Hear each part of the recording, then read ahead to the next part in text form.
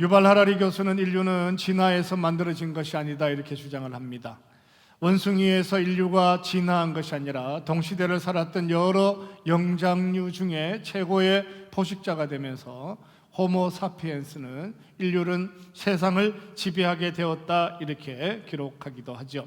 원숭이가 진화해서 네안데르탈인이 되고 그것이 또 진화해서 호모 사피엔스가 된 것이 아니라 동시대에 원숭이와 침팬지와 호모 사피엔스가 맘모스가 다 같이 살았는데 저기 등장하는 사람이 한꺼번에 다 동시대를 살았는데 호모 사피엔스가 탁월한 무엇인가를 통하여 모든 대적자를 물리치고 최고의 포식자가 되었다라고 하는 거예요.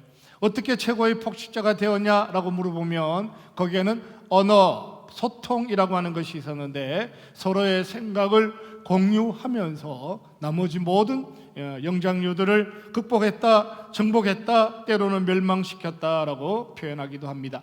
맘모스가 힘이 더 세지만 사람이 이길 수 있었던 것은 서로 언어를 통하여 작전을 짜고 협력할 수 있었다라고 하는 거죠. 누구는 앞으로 공격하라고 누구는 뒤에서 공격하겠다라고 하는 그 소통 하나 때문에 맘모스를 이기고 인류는 최고의 포식자가 되기도 했습니다.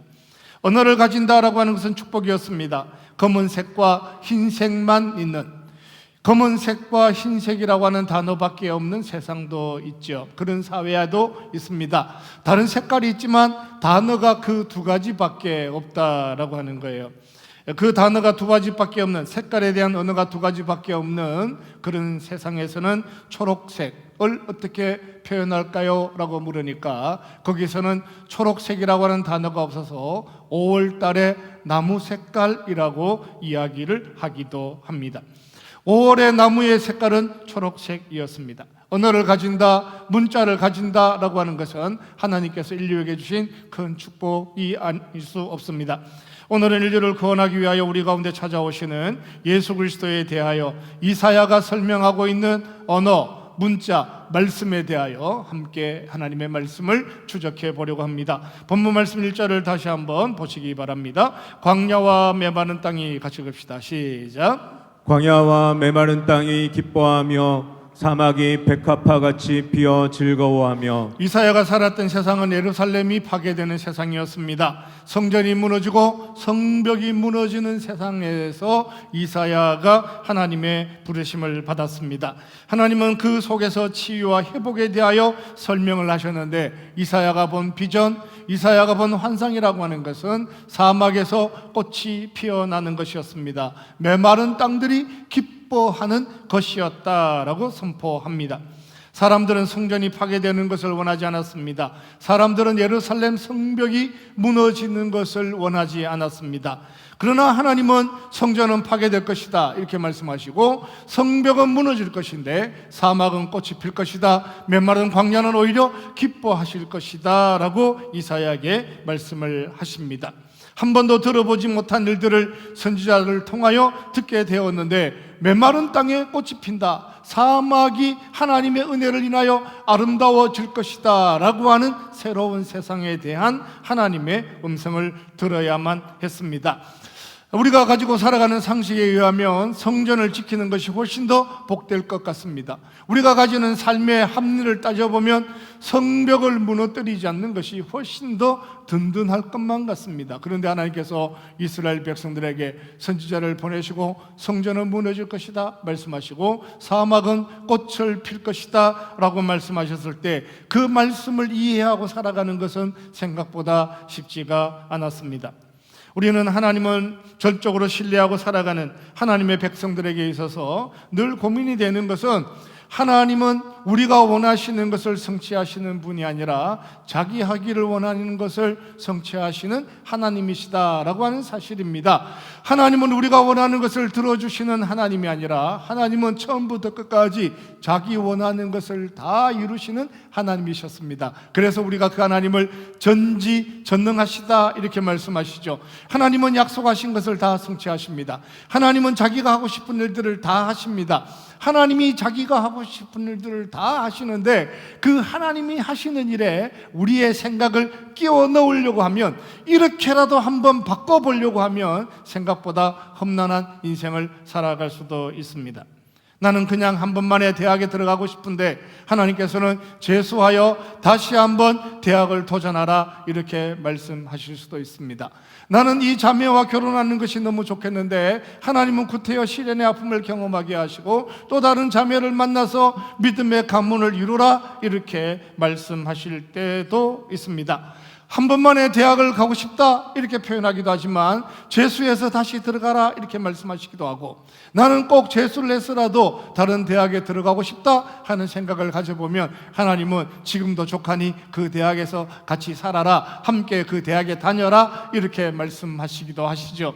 우리는 직장을 바꾸는 일에 늘 그냥 이 직장에 평생을 다니면서 여기서 평생 일하고 싶다, 이런 생각을 가지고 하나님 이 직장에서 평생을 일할 수 있는 기회를 주십시오, 이렇게 표현하기도 하지만 하나님은 때로 우리에게 찾아오셔서 그 어려운 길이지만 한번 바꿔보고 창의성과 도전을 통하여 너의 지경을 넓혀라, 이렇게 말씀하실 때도 있다라고 하는 거예요. 이런 하나님을 만나는 것이 우리에게는 늘 쉽지가 않습니다.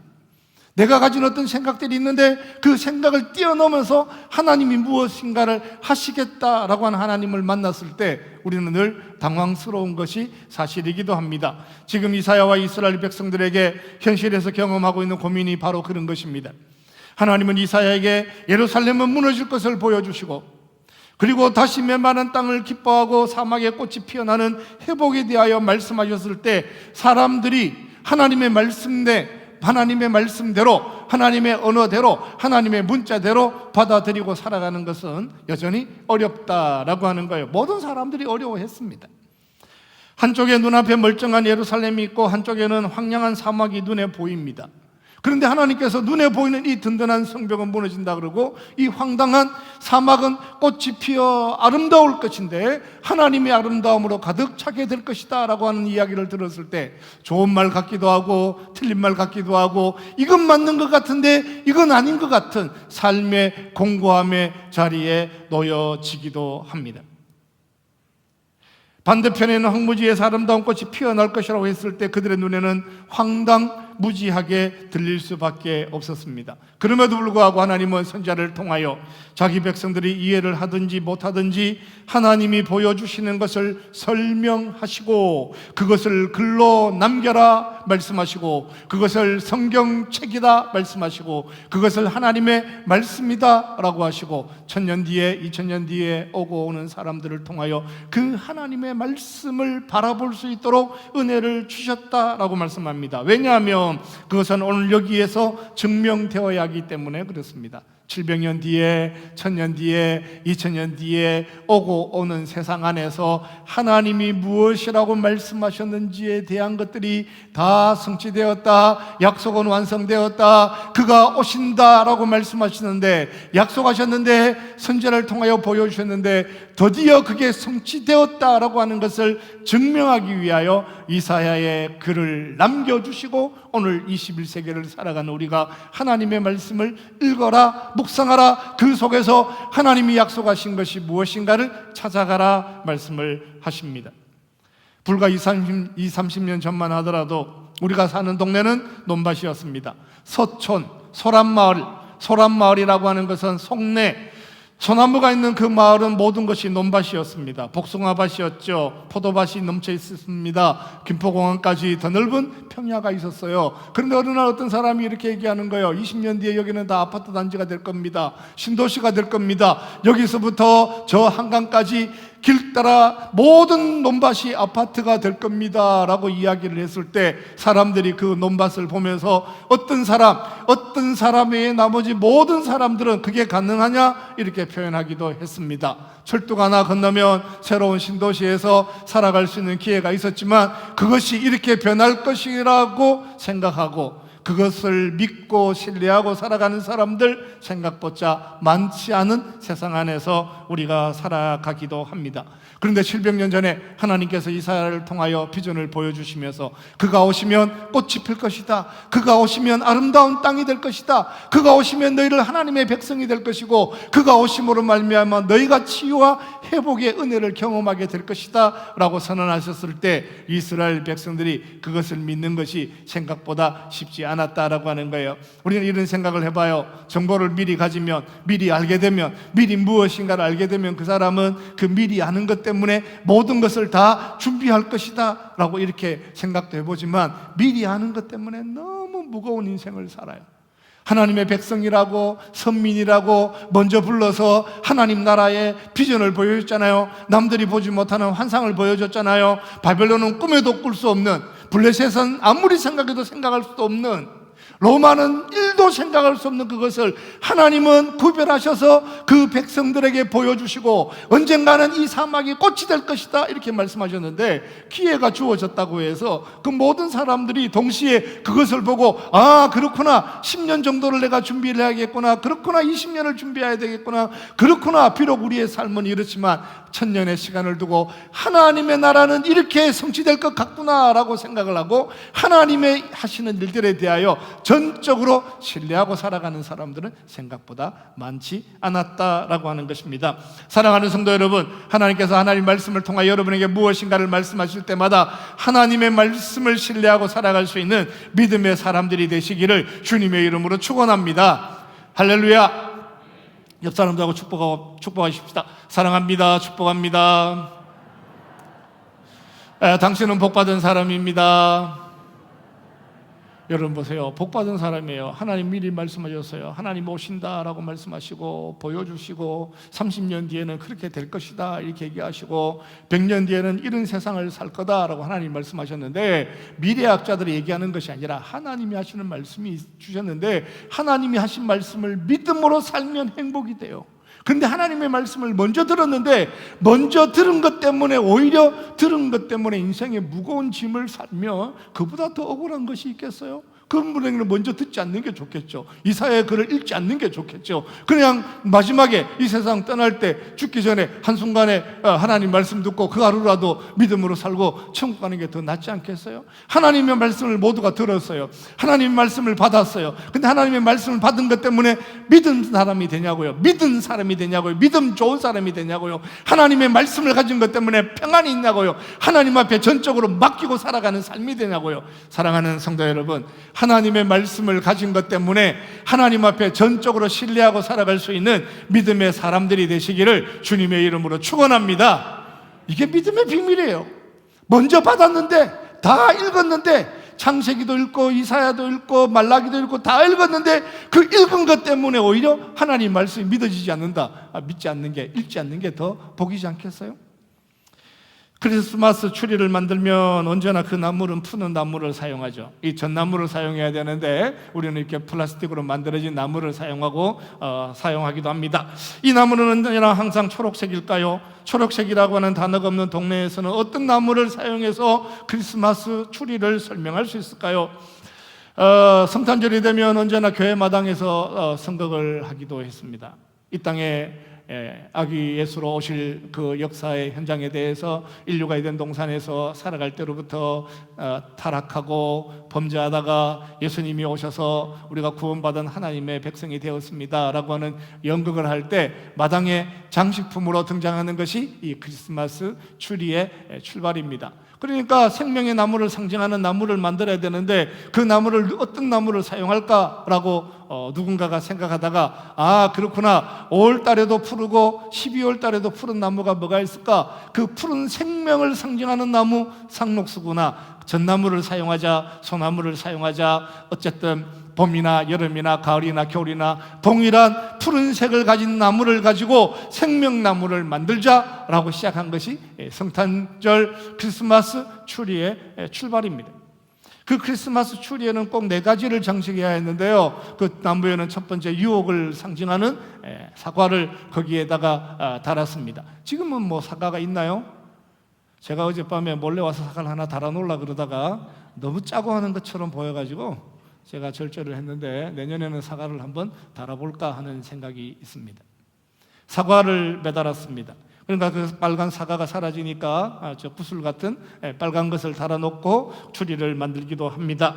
그리고 황무지에서 피어나는 꽃을 상징하는 장미와 백합화를 크리스마스의 추리에 붙이기도 했습니다. 세상의 빛으로 찾아오시는 그분을 상징하는 촛불을 달기도 했죠. 언제나 저 마지막 꼭대기에 종이로 만든 촛불이 걸려 있었던 성탄절 추리가 생각이 나기도 합니다. 그리고 생명의 떡을 상징하는 빵으로 만들어 놓은 과자나 떡을, 빵으로 만든 과자, 집 모양의 과자를 나무에 달아놓기도 했죠. 그 나무 밑에다가 과자를 구워 놓는 이유, 때로는 나무에다가 과자를 만들어서 달아놓는 이유는 그 떡을 보면서 생명이 예수 그리스도께로부터 나타났다라고 하는 것을 상징하기도 했죠. 그 사과를 먹고 전적으로 타락한 인류가 되었는데 하나님이 오셔서 그가 다시 찾아오셔서 사막에서 꽃이 피어나게 되었다라고 하는 것을 상징하기 위하여 성탄절 크리스마스 추리를 만든 것입니다. 저기 왜 꽃을 붙였을까라고 물어본다면 그 꽃의 상징은 바로 이사야 35장 1절에 관한 말씀이 기록되어져 있기 때문이었습니다. 황무지에서 꽃이 피어나게 하시는 그분이 오셨다라고 하는 거예요. 그가 오심으로 말미암아 사막에 샘이 넘쳐오르고 사자들이 어린아이와 뒹굴고 메마른 땅들은 회복과 치유를 경험하게 되었는데, 이 나무에 달려있는 그 과일 하나 먹은 것 때문에, 선악을 알게 하는 나무를 먹은 것 때문에 범죄한 인류가 그가 오심으로 말미암아 사망에 꽃이 피게 하시는 하나님의 은혜를 경험하게 되었다라고 하는 것을 설명하기 위하여 성탄절 크리스마스 추리에 꽃 한 송이를 달고 살았습니다. 사랑하는 성도 여러분, 그가 오셔서 우리 가운데 찾아오셔서 다시 기뻐하는 땅들을 만드시겠다 말씀을 약속하셨던, 지금 당장 눈앞에는 그러한 것들이 보이지 않다 할지라도 하나님의 비전 안에서 그 꿈들을 다 성취하실 하나님의 능력에 대하여 신뢰하고 살아가는 믿음의 사람들이 되시기를 주님의 이름으로 축원합니다. 4절을 보시기 바랍니다. 겁내는 자들에게 이르시기를 같이 봅시다. 시작. 겁내는 자들에게 이르기를 굳세어라, 두려워하지 말라. 보라, 너희 하나님이 오사 보복하시며 갚아주실 것이라. 하나님이 오사 너희를 구하시리라 하라. 하나님이 하시는 일들을 보여주셨는데 겁내는 사람들이 있습니다. 현실적으로 너무 눈앞에 있는 것만 바라보고 살다가 현실의 한계를 뛰어넘는 사막에 꽃이 핀다 이런 이야기를 들으니까 겁내는 거예요. 하나님이 찾아오셔서 너희와 함께 할 거다, 저 꽃이 필 가능성이 1도 없을 것 같은 저 황무지에서 아름다운 것을 만들어내겠다 이렇게 말씀하시니까 사람들이 하나님의 말씀을 듣고, 아 그렇구나, 하나님이 메마른 광야를 꽃이 피게 하는 하나님이시구나 라고 하나님에 대하여 즐거워하고 감사하고 행복하고 그를 사랑하는 것이 아니라 신기하게도 하나님의 말씀을 들으며 겁내는 사람이 있었습니다. 하나님의 말씀을 들으며 두려워하는 사람들이 있었습니다. 믿음으로 세상을 살아가는 사람들은 비록 발바닥을 땅바닥에 닿고 살지만 언제나 하나님에 향한 꿈과 비전을 가지고 세상을 살아야 합니다. 하나님의 말씀에 귀를 기울이고 살아야 합니다. 비록 악하고 추하고 더러운 세상에 살지만 이 세상에 대한 관심보다 더 큰 관심은 이 세상을 향한 하나님의 음성이 무엇이냐라고 하는 것이 우리에게는 훨씬 더 소중하다라고 하는 거예요. 겁내는 자들에게 굳세어라 말씀하십니다. 두려워하는 자들에게 두려워하지 말아라 말씀하셨습니다. 예수님은 십자가를 눈앞에 두고 자기 갈 길을 설명했을 때 두려워하는 제자들을 향하여 두려워하지 말아라, 하나님을 믿으니 또 나를 믿어라. 어떻게 하나님이 하시는 모든 일들을 통하여 할 수 있는 것이 겁내는 것밖에 없냐? 하나님을 믿는 것 때문에 두려워하는 것밖에 없냐? 예수를 믿는 것 때문에 온갖 것을 두려워하고 살아가는 그 이유는 도대체 무엇이냐? 하나님을 믿으니 또 나를 믿어라 말씀하시는 거예요. 하나님을 믿으니 또 믿고 살아야 될 그 삶이, 하나님을 믿는 것 때문에 두려워하고 예수를 믿는 것 때문에 겁내고 하나님 아는 것 때문에 겁이 나고 하나님 사랑하는 것 때문에 두려운 이상한 삶을 만들어가는 삶에 대하여 하나님의 은혜를 붙잡고 살아라, 그런 것에 대하여 두려워하지 말아라 말씀하십니다. 사랑하는 성도 여러분, 하나님이 하시는 일들을 통하여 오히려 하나님의 은혜를 경험하고 살아가는 믿음의 사람들이 되시기를 주님의 이름으로 축원합니다. 이상하지 않아요? 예수를 10년 믿는데 두려운 게 더 많아요. 이상하지 않아요? 교회 다닌 지 20년이 됐는데 뭐든지 다 겁이 나요. 처음에 겁이 났어요. 두려웠어요. 정말 갑갑했어요. 정말 힘들었어요. 너무너무 무서웠어요. 그런데 예수를 10년 믿으니까 두려움이 사라졌어요. 예수를 20년 믿으니까 무서운 게 없어졌어요. 예수를 30년 믿었는데 모든 것이 평화로워졌어요. 이렇게 얘기를 해야 되는데, 예수를 안 믿을 때는 너무 평안했는데 예수 믿고 난 다음에 무섭고요. 예수 믿고 난 다음에 하나님 말씀 읽으면 읽을수록 두렵고요. 하나님 말씀 읽을수록 하나님 하시는 일이 이해가 안 돼요 라고 생각한다면 삶을 정말 거꾸로 가는 거 아니에요? 근데 참 신기하게도 의외로 그 길을 가는 사람들이 생각보다 많다라고 하는 거예요. 두려워할 이유가 없다라고 말씀하시는데 예수님 오시는 걸 두려워하고 살아요. 하나님은 두려워하지 말아라 말씀하시면서 오히려 그 예수님이 다시 우리 가운데 오신다라고 말씀하셨는데, 예수님이 오시는 것을 지금도 두려워하는 사람들이 있습니다. 그분이 이렇게 표현하셨습니다. 하나님이 오사, 이렇게 얘기하는 거예요. 하나님 오신다, 온다라고 표현했어요. 오신다, 여기 이미 하나님이 오신다라고 선언했잖아요. 그런데 사람의 눈에, 사람들의 단어에, 눈에 오사라, 온다라고 하는 단어가 안 보이는 거예요. 하나님이 온다라고 표현하잖아요. 오신다라고 이사야를 통하여 누누이 말씀하셨는데, 사람들의 눈에는 그 하나님이 오신다라는 게 자기 눈에 안 보여요. 분명히 선언하고 있음에도 불구하고 무엇을 보여주어도 무서워하고 겁이 많은 자기 백성들에게 하나님은 은혜를 베푸시고 그들을 보호하고 그들을 구원하기 위하여 하나님은 우리 가운데 오실 것이다 라고 말씀하시고, 사람들은 우리 가운데 오시는 그분을 더 무서운 하나님으로 이해하는 이상한 삶을 이스라엘 백성들이 700년을 살아갑니다. 그러니까 믿음이 없는 것이 아니라 국어를 잘 모르는 거죠. 온다라고 하는 단어가 무슨 의미인지, 히브리어로 적혀 있겠지만 우리에게는 히브리어가 어렵지만 이스라엘 백성들에게는 자기 나라 말이잖아요. 자기 국어잖아요. 자기 국어인데 온다라고 하는 것이 그렇게 어려울까요? 영어에서 come이라고 그래요. 온다, 그걸 누가 어려워하는 사람이 있을까요? 우리말에 온다 그래요. 그 온다라고 하는 그 단어가 그렇게 어려운 단어입니까? 서울 가신 오빠는 비단 구두 사가지고 다시 오신다라고 했을 때 그 온다는 개념을 이해하기가 어렵나요? 아, 그렇구나, 서울에 가셨구나.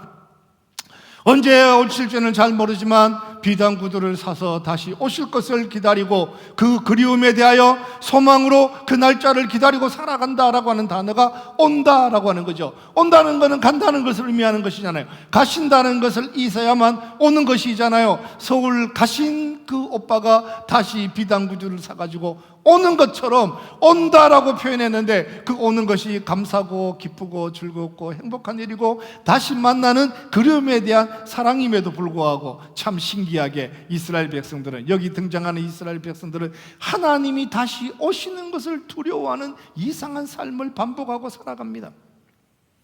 그 단어가 그렇게 어려울까요? 온다는 게. 아드반이라고 하는 단어가 그렇게 어려울까요? 마라나타라고 하는 단어가 그렇게 어려울까요? 다시 오신다라고 하는 단어가 그렇게 어렵나요? 아, 그렇구나, 다시 오시는구나, 다시 오셔야만 완성되는구나, 다시 오셔야만 구원이 되는구나, 다시 오셔야만 메마른 땅이, 광야가 꽃이 피고 사막이 아름다움을 보리라고 말씀하셨는데 다시 오셔야만 아름다운 세상이 되는구나 라고 말씀하시는 거예요. 사랑하는 성도 여러분, 다시 오실 것을 약속하신 하나님의 말씀을 신뢰하시기를 주님의 이름으로 축원합니다.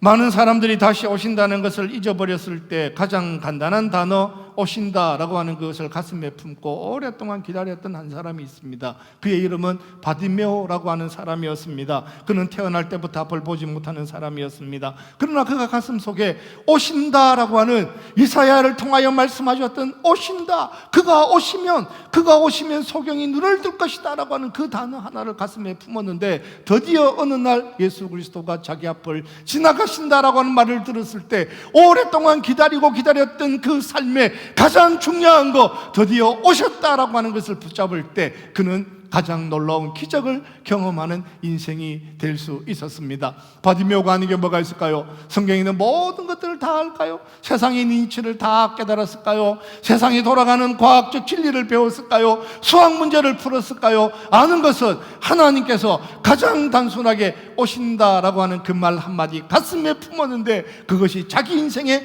기적이 되었다라고 얘기를 해요. 세상을 설명하면 얼마나 설명할 수 있을까요? 계시록을 설명하면 얼마나 우리가 설명할 수 있을까요?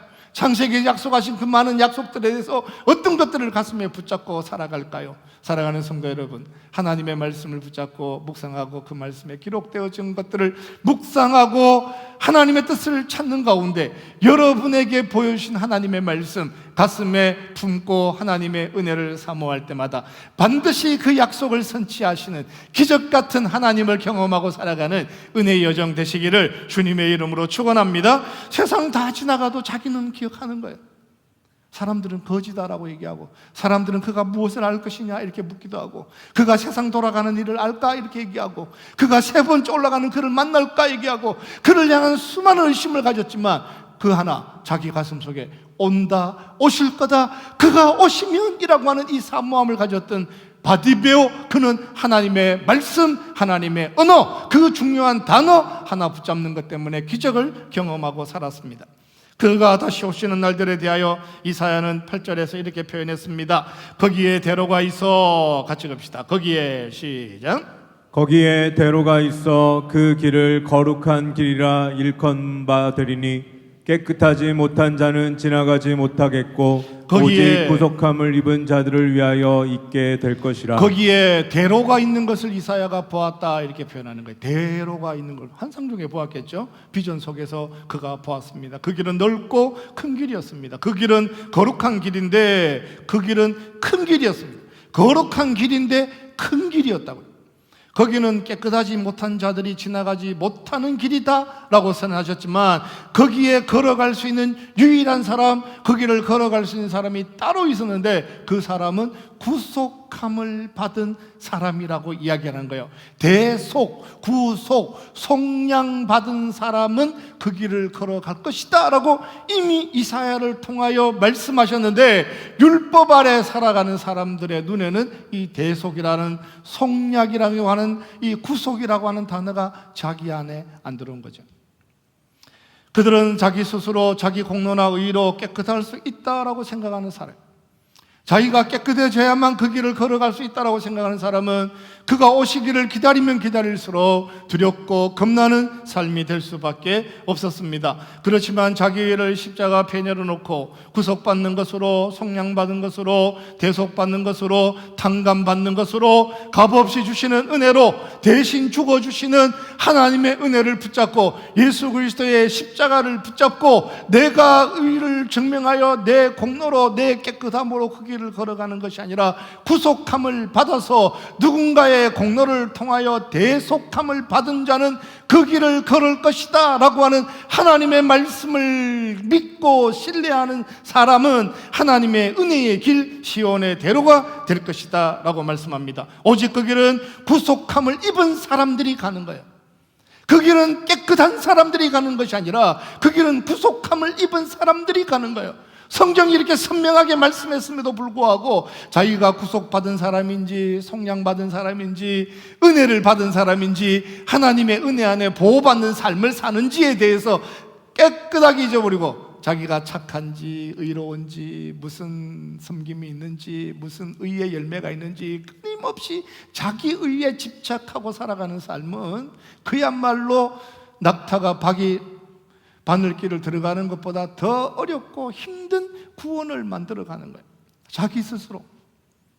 거기는 깨끗한 자들이 들어가지 못할 것인데, 그들은 깨끗하지 못한 자들은 그 길을 들어가지 못할 것인데, 그 뒤에 그 길은 누가 가냐? 구속함을 입은 사람, 하나님의 은혜를 경험한 사람, 속량받은 사람, 누군가에 통하여 하나님의 은혜를 경험하는 사람들이 그 길을 가게 될 것이다 라고 하나님이 이미 말씀하셨음에도 불구하고 속량받는 것, 누가 대신 죽어주는 것, 누구로 통해서 은혜를 받는 것을 경험해보지 못했던 율법의 사람들은 늘 자기 자신을 붙잡고 전전긍긍하는 삶을 살아요. 사랑하는 성도 여러분, 이 시온의 대로, 믿음의 시온의 대로, 믿음으로 시온의 대로를 걸어가시기를 주님의 이름으로 축원합니다. 여러분 보세요, 우리는 믿음으로 시온의 대로를 걷는 사람이에요. 이사야 거기서부터 예수님이 땅에 오셔서 우리에게 수없이 설명하시고, 바울을 통하여, 베드로를 통하여, 요한계시록을 통하여 끊임없이 하나님은 속량받은 자, 대속적 죽음을 경험한 자, 누군가를 통하여 대신 은혜를 경험한 자들이 그 길을 걸어갈 거라고 말씀하셨음에도 불구하고 끊임없이 자기 의에 대하여 나는 믿음으로 좁은 길을 걸었다라고 생각했는데, 알고 보니까 그 길은 모든 믿는 자들에게 구원을 주시는 하나님의 대로였다라고 하는 거예요. 그가 다시 오시는 것을 지금도 심판이라고 생각하는 사람들이 있습니다. 물론 그분이 다시 오시면 심판을 받는 사람들이 있죠. 그분이 다시 오시면 심판을 누가 받냐 하면 34장에 보면 에돔이 무너집니다. 블레셋이 무너집니다. 바벨론이 무너집니다. 그분이 다시 오시면 바벨론은 심판을 받습니다. 그분이 다시 오시면 에돔은 심판을 받습니다. 그분이 다시 오시면 블레셋은 다시 회복될 수 없는 영원한 심판을 받습니다. 그렇지만 하나님의 말씀이 분명한 것은 하나님은 그들에게 친히 원수를 갚으시고 그들에게 모든 진노를 쏟아내시지만 자기 백성들에게는 무한한 자비를 베푸시고 그의 이름을 부르기만 해도 구원받는 구원의 자리에 우리를 세워주셨다 약속하셨습니다. 형제 여러분, 사랑하는 자매 여러분, 하나님의 말씀을 신뢰하시기를 주님의 이름으로 축원합니다. 가끔가다 이런 분이 저에게 이렇게 질문해요. 어떤 분들이, 목사님, 저 사람도 구원을 받나요? 그러니까 저 사람도 구원을 받느냐는 얘기는 구원받은 것 같기도 한데 아무리 생각해도 구원 못 받을 것 같다, 이런 얘기잖아요.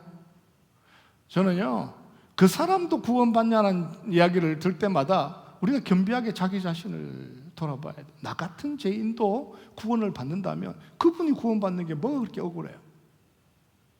옆 사람하고 축복합시다. 사랑합니다. 축복합니다. 제 옆에 앉아주셔서 감사합니다. 저의 구원을 기뻐해 주셔서 감사합니다. 여러분, 블레셋은요, 하나님이 심판을 하세요. 그런데 여러분 주변에 있는 그 연약한 누군가를 하나님이 일부러 구원해서 떨어뜨릴 이유가 있어요? 뭐 때문에 그게 고민이 되나요? 하나님이 믿는 자를 부르시고 그들을 통하여 한 영혼이라도 더 살리시기를 원하시는 하나님의 은혜 안에 그 하나님의 축복을 경험하고 살아가는 우리가 무엇 때문에 그 한 사람 때문에 시험이 들기도 하고 마음이 분노하기도 하고 그것 때문에 세상이 모든 것이 악한 것처럼 표현을 하냐고요. 세상이 악한 게 뭐가 그래 중요해요? 세상이 타락한 게 뭐가 그래 중요해요? 세상은 한 번도 선한 적이 없었어요. 창세기로부터 지금까지 세상은 항상 공고하고 세상은 살면 살수록 더 타락한 세상이에요. 세상이 좋은 세상이 되어서 마른 땅에 꽃이 피는 것이 아니라 이 약한 세상 가운데 다시 오실 그를 통하여 이루실 하나님의 나라를 꿈꾸고 살아가는 삶의 자리가 예수 그리스도의 재림을 사모하고 살아가는 저와 여러분의 삶의 자리다라고 말씀하셨습니다. 모두가 잊어버리고 모두가 버린다 할지라도 끝까지 그가 오심에 대하여 기다리고 사모하는 믿음의 자리를 지켜셔서 바디메오처럼 그의 말을 기억하는 그 한 사람, 그 영혼이 하나님의 은혜를 경험하는 것처럼 예수 그리스도 다시 오실 때 사막이 꽃이 피어나는 그 꽃을 경험하고 살아가는 저와 여러분의 삶이 되시기를 주님의 이름으로 축원합니다.